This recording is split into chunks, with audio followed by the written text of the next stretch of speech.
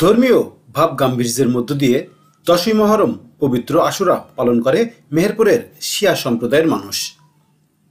যথাযথ মর্যাদায় দিবসটি পালনের লক্ষ্যে রঙিন কাগজ দিয়ে বানানো হয়েছে তাজিয়া। রবিবার দুপুরের পর শিয়া সম্প্রদায়ের মানুষ তাজিয়া মিছিল করবে।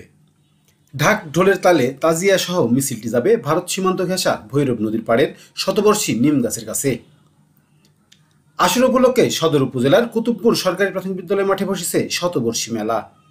সকাল থেকে মেলা চত্বরে আসতে থাকে নানা বয়সী মানুষ। মেলার মাঠে নানা পণ্যের সামগ্রী নিয়ে বসেছেন ক্ষুদ্র ব্যবসায়ীরা। খেলনা থেকে শুরু করে নানা প্রকার নিত্য প্রয়োজনীয় পণ্য কিনছেন মেলায় আসা দর্শনার্থীরা। শিশুদের বিনোদনের জন্য রয়েছে নাগরদোলা। শিয়া কিংবা সুন্নি নয়, পূর্বপুরুষদের ধারায় প্রতি বছর এই মেলার আয়োজন করে থাকেন এলাকাবাসী। নিজে দেখুন, অন্যকে দেখাতে ভিডিওটি শেয়ার করে আমাদের সাথেই থাকুন। ভারত সীমান্তবর্তী কুতুবপুর গ্রামের এই নিম গাছটির কাছে বিভিন্ন ধরনের মনোবাসনা পূরণ সহ ভিন্ন ভিন্ন মানতের মাধ্যমে সমাধান পাওয়া যায়।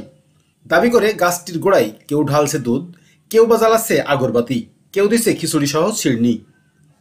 গাছটির চারদিকে কাঁচা বাঁশের পাতা দিয়ে ঘেরা হয়েছে। মানতের সব অনুষঙ্গ দিয়ে যাচ্ছে এখানে।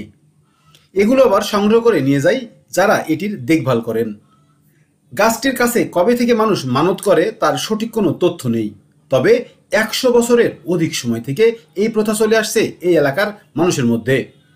যখন কাঁটাতারের বেড়া ছিল না, তখন ভারতের বাসিন্দারাও এখানে এসে মানত করত রোগ মুক্তির জন্য। তাজিয়া মিছিল ও পুরনো নিম গাছ নিয়ে যা বলছে স্থানীয় বাসিন্দা।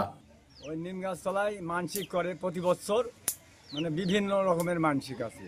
ছাগল মানসিক করে, মুরগি মানসিক করে, টাকা মানসিক করে, মানে প্রতি বছর এইভাবে ওই মানসিকটা ওইখানে প্রতি বৃহস্পতিবারে মানে মানসিকও হয়। বৃহস্পতিবারের মানসিকটা ওইখানে হয়, মানে দীর্ঘদিন থেকে ওই জিনিসটা মানে প্রচালিত আছে আর কি। আগে কোথাকার লোক আসতো?